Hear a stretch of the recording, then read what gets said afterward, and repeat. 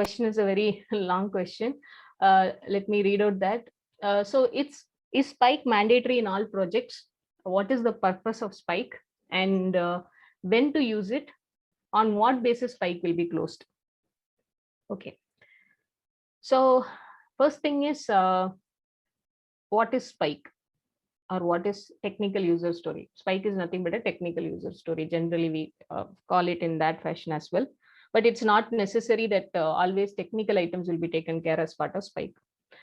Okay, so in sprint execution, sometimes we will see certain items that need to be developed or that need to be prepared for the upcoming sprints, but we don't have the complete clarity. Okay, let's take one example. We want to, there is a technical debt. We want to actually improve the particular code related to search functionality. The reason being, search functionality is always giving lot of bugs in the production. So as a technical team, when we were discussing, we felt like there is a need to refactor a certain part of the code and implement certain new things that came up with the technical side, so that it will be good for performance as well, and we will not encounter certain issues. So basically, we want to refactor it. Now the catch is, there are multiple options that are coming. Team is saying that there is an option, we can use this set of things, option A. Someone else is telling option B, and someone else is telling option C. So we have three options, and three options are going to give the same kind of outcome. But only thing is, we just want to ensure that which is actually the right option, we don't know, because three options are available. Until and unless we do a trial of three options, we are not going to understand which is the best suitable option. So in that case, what we are going to do is, we are going to pick that item as a Spike. First item is Spike. We are not going to implement it. We are going to pick that item as a Spike. In Spike, what we are going to do is, like, we have these three options. What we are going to do is, we are going to do a trial based on these three options. Okay, with option A, if I refactor the code on this area, how it is going to perform, and what are the side effects I can see. With option B, what are the things? With option C, what are the things? So now I made it as a document. And with option A, these all are the things, pros, cons. Option B, pros, cons. Option C, pros, cons. Now I am ready with the document. That is nothing but the Spike outcome document. Now I'll walk through this document at the end of the sprint and put it in front of the team. With PO will be there, Scrum Master will be there. And now, as a team, we will pick which option will really work and which is the best suitable optimized option. Now this option will be picked up, and that will be planned as the upcoming user story for the upcoming sprint, which is going to be the actual implementation story. So we know now what we need to develop. What was the initial problem? Initial problem is, we know what is the problem statement, but we have many solutions. We don't know what is the right solution for that problem, because we have 2-3 options in front of us. So we did a kind of experiment for a period of time. It's not like I will take a month time to work on all these options to find which is the best option. I worked for a specific period. I'll tell what is that period also.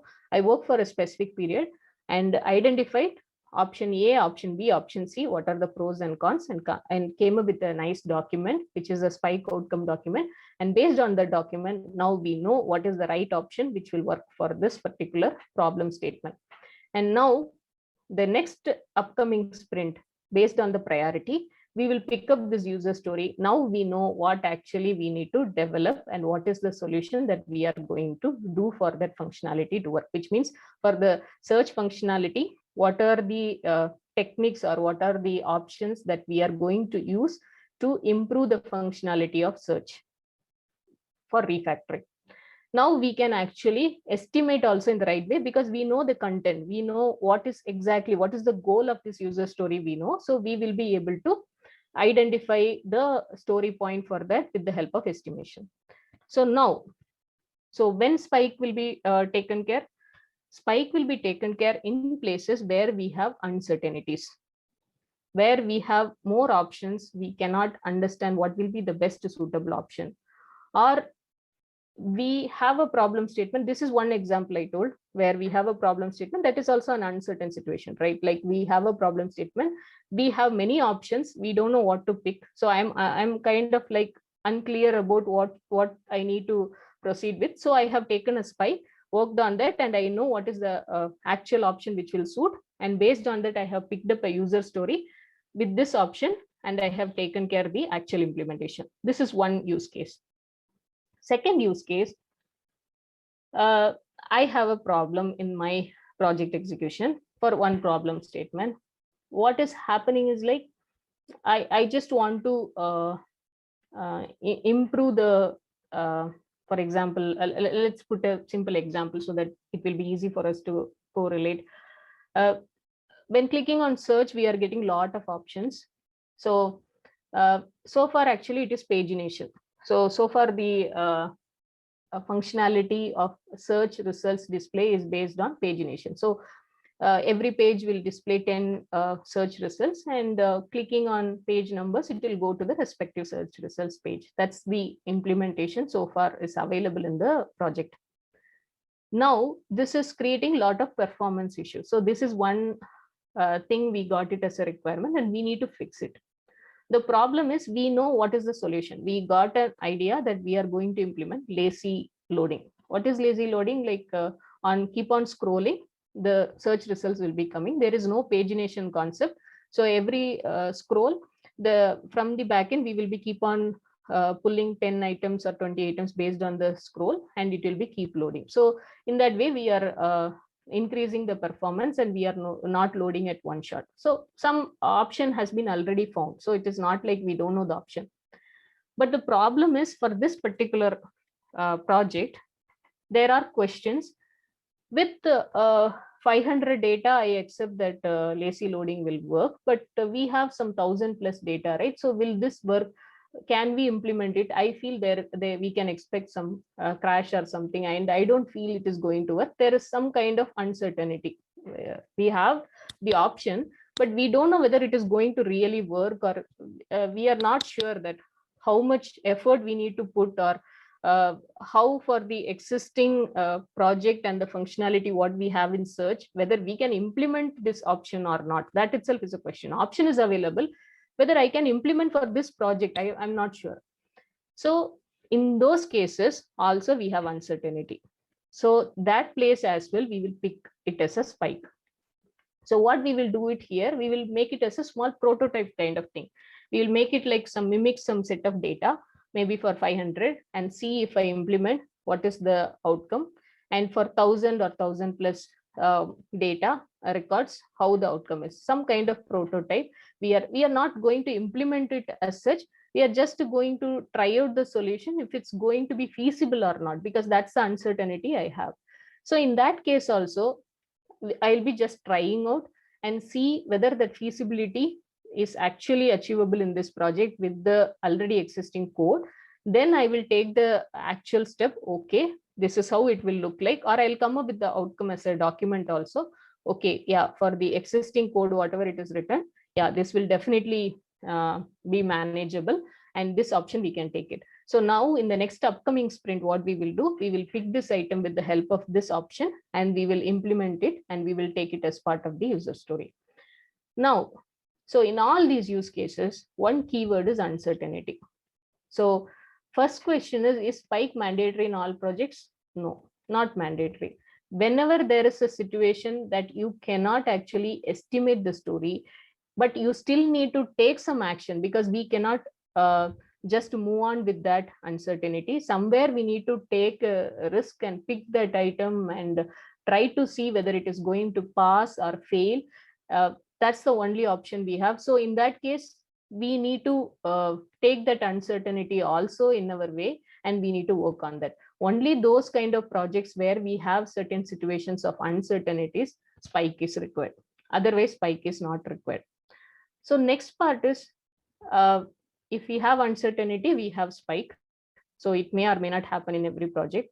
What is the spike of purpose of spike? That's what in 2 use cases we explained it. So one thing is we want to unclear that uncertainty. We want to we want to clear that uncertainty, or we want to just mitigate the problem whatever we are facing, or we just want to confirm that there is a problem, we cannot pick that up. It is not always necessary that every option will work. There are chances that none of the options work also. It's good, because it is always not like the spike outcome will help us in picking up a new user story and move on. There are situations that none of these options will work, and we will be confirming and saying that these all are not the options, we need to try something else. So it is also an option that the outcome will say like none of the options. The spike outcome document will say after this study, we feel that none of the options with the help of the spike is working, so we cannot pick up any of these options. At least we are getting that clarity. So far we are actually kind of worried like whether option A will work, or B will work, or C will work. So in places where we have uncertainties, that is the purpose of spike. There we will be using the spike. And after the outcome, based on the outcome, we will be picking it up as a user story in the upcoming sprint. May or may not. If it is the outcome is passed, or outcome is yes, and we have finalized the option, then we will be picking that as a implementation story in the upcoming sprint. If not, it is not the case. And on what basis a spike will be closed? Okay, so first thing is, if we have uncertainty, how are we going to estimate and work on that? That is also one thing we just need to understand. A spike cannot be estimated. When we can estimate, we should have complete clarity on detail. We should know what is the goal. Of course, here we know the goal. We want to clear the uncertainty. That is the goal. But we should not have any questions, because it should be like, I know what I am going to work, and based on the dependency, based on the risk factor, based on the effort, based on the complexity, all these factors we will be estimating. But in spike, we ourselves don't know it is how to estimate it, because the reason is we don't have the clarity. So in that case, what is the time duration that we need to spend for the spike? That is also another question. Like, we cannot keep on working. As I said, we have 3 options, so team will be working for 1 month for these options and this spike. No, generally a spike should not go more than a sprint. Or in general, there is one more practice we can set it as wall of references. We can ensure that the sprint should be completed within a week time. Like 5 working days is the limited time.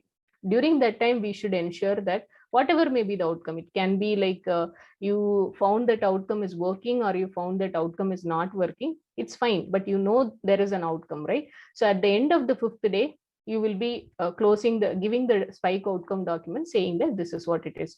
Or at the maximum, if the spike duration, if it is taken as a sprint time, then at the end of the sprint, you will be producing the sprint outcome document and saying that these are the things that has been taken care, and this is the outcome of the sprint, outcome of the spike.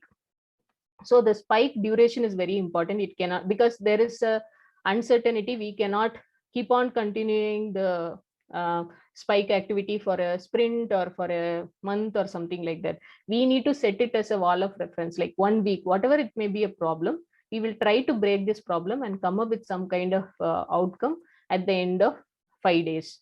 So after 5 days, we will review it. We'll understand where we stand, what is the outcome document says, whether it's a option A can be picked up, or option C can be picked up, or none of the options can be picked up. We will get the clarity. So we will set that kind of thing, and we will not estimate anytime the spike, because we cannot estimate it because of the uncertainty. And now, what basis a spike will be closed? Based on the outcome of the document. It's not like option A, B, C I have, okay, any one of the options should match my requirement. No, it's not the case. As I said, three options also may fail, or 3 options may not suit my requirement, or 3 options may not fit or may be feasible for my project. That is also an outcome. So based on the outcome at the end of 5 days, or at the end of the sprint, whatever the wall of reference we set for the spike duration, at the end, the team will go through the spike outcome. As a team, we will sit and understand these all are the things that we came up with, that we understood from the work that we have invested as part of the spike. And based on that outcome, we will be closing the spike. So after the spike closure, there are chances a new user story will be created. if there is a possibility of implementation. If there is a chance that there is no option to pick up from the spike outcome, then implementation story may not come. So these all are the points related to the spike closure, on what basis we will be closing the spike. Hey, thanks, Selvi. Yeah. So you covered almost everything. Instead, I would like to add a couple of more points. And before I proceed, friends, it's my humble request to support us in the form of likes. Your one like is a big motivation for us. So just smash that like button. Okay. Before we explain what is the purpose of spike and when to use it, let's talk about the origin of the term spike. So the term spike comes from extreme programming and has its roots in the rock climbing. So when you do a rock climbing, you sometimes cannot climb further because there is nothing to grab onto. And to climb further, you need to drive a spike into the rock surface. So that spike does not move you to closer to the top, but it's create a path for you to continue climbing on. So basically a spike in a software development serve the similar purpose. So spike help to move forward when knowledge is lacking to build something. That you can say a generic perception about a spike. Okay, so let's talk about former, like what is spike.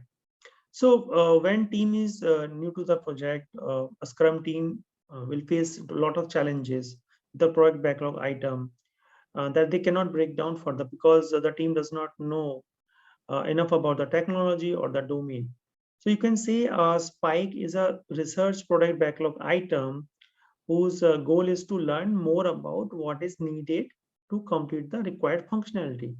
So normally, if you look closely, there is a requirement for a spike in every user story. So there is a need to investigate, such as finding the alternative, or to find the alternative, refactoring things, or to find different alternative softwares, or to different API libraries and all. So that's the reason a spike is there. Now, the other thing is when we should use a spike.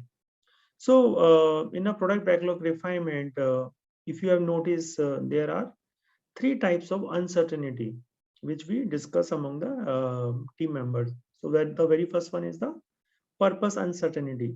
So why do we need to build this? So that's the very first thing. Other is the ends uncertainty. Now, what do we need to build? That is the end uncertainty. And the third type is like means uncertainty, like how can we build it? Okay, so at the start of the refinement, everything is unclear. After defining a feature, all three types of uncertainty should be sufficiently clear so that you are able to estimate any particular feature. Now, sometimes everything is clear or except like how to build a feature. If the team has no idea like how to build that feature, then the work cannot be accurately estimated, and it cannot be split up into a single sprint either. So the risk of building a technical solution uh, then is not feasible at this moment if we don't have the clarity about that particular feature. Now, now this is the right moment to use a spike. When the team has no idea how to build a feature, then planning a spike is appropriate. Now, a spike is an investigation by the team. The team has to perform before they can start working on the feature, so that they can relate to with that particular feature. And the outcome of the spike need to be defined upfront. So you should be very much clear that what will be the outcome of this particular spike. Now, now the important thing with respect to spike is time box. Now, a spike is a time box. This means the investigation is over when the time box expires, irrespective of whether the spike outcome is met or not. So a time box help to manage our time and to prevent endless research without the results. So it cannot be the case that you just started the spike and it's just ongoing and ongoing. That should not be the case. So generally what we have seen, a typical spike take a few hours, let's say 1 or 2 hours, or it can take maximum to a 1 day. So if for the spike, which is like just taking 1 or 2 hours, we need not to track it. But if it's taking, for example, a day, we need to then track it into some tool, maybe Jira or something like that. And if the spike take more than a day, then it need to be entered into the backlog. So, but the only thing is, spike should not be estimated with the user story points, but with the time, and should be time box, because this is a form of refinement. So that's the reason we're not assigning the story points to the spike. Okay, you can just assign if you have the mandatory clause, for example, in Jira, you can assign 0 story points if required, but you can just leave it like that also. So, so when a spike is completed, there are two different options, like two different outcomes of that spike. So the very first is like you have enough information on the technical solution to proceed. So you can now estimate your feature, and that is the very first thing which we require. Now let's suppose that the whatever the investigation which the team member is doing, that fails. Now the investigation fails to provide the information on the technical solution to proceed. Now work cannot be started, and unless the risk of being unable to finish the feature in a single sprint is accepted. So that is unlikely to be happening. Now so in that case, what we can do, either we can again create one more spike, or again we can go back to the product owner.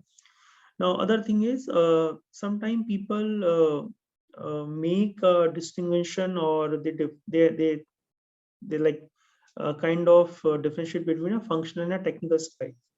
Now, the only difference between both of them is that the way the research has been done on both of them. Now, I will elaborate a technical spike in detail rather than a functional one, because most of our team member will work on a technical spike. So I will elaborate more on a technical spike. Now, a technical spike is a plan when it is unclear how to build something, and a functional spike is planned when more information is needed to decide what to build from a functional perspective.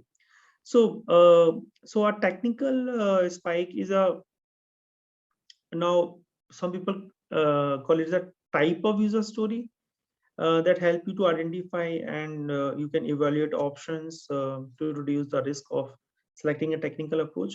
But I will not use the word user story over here, because with user story we have a business outcome of some deliverables is associated with the user story. So that's not the case with this spike. So yeah, some people call it as a user story, but then if you ask me, I will not say is a kind of spike, is a kind of user story. Yeah, sorry. So yeah, so the technical spikes are like a architectural decision process. Sometimes these spikes are also called as architectural spikes or refactoring spikes. So there are different names which are given to spikes as well. So that's something about technical spike. Now, one important thing which I want to highlight is that there is a one acronym called STREET. That is an important thing which you should know if you are discussing, if we are discussing on spike. So STREET is STREET. S stands for stakeholder. So it means like we have to identify the stakeholder. Now this particular person might be the technical lead who need to select the most suitable programming framework or the tool, or the solution architect who is looking for the detailed information to make a high level decision. So that is a stakeholder. Now we have something called T for time box. So we need to agree on a time box. Now time box can vary from hours to days based on the scope of the investigation. So it normally falls within the boundary of an iteration. Yeah, in extreme cases, I have also seen like people have taken a week or a 2 week kind of thing for a spike, but please do not do that. Yeah, otherwise the purpose of a spike is not fulfilled. So that's T for time box, and then we have R for review. Now review as a team. So at the end of the time box, whatever the outcome, you have to document the outcome of each options and review the outcome.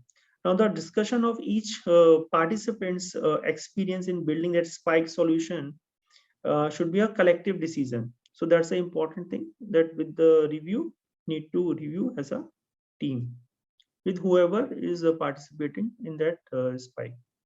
Okay, the other thing is E for expected outcome. Now you have to clearly define the expected outcome and the value of the spike. Now this outcome might be a decision that needs to be made, or a risk that is mitigated, and the impact on the project.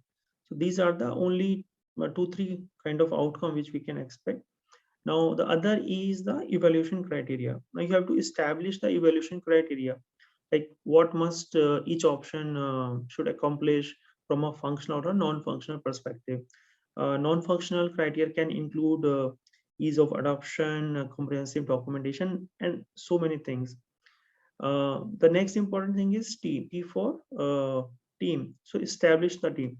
So each option under the evaluation must have a defined and an equal effort assignment that need to ensure that the comparisons are sensible and appropriate.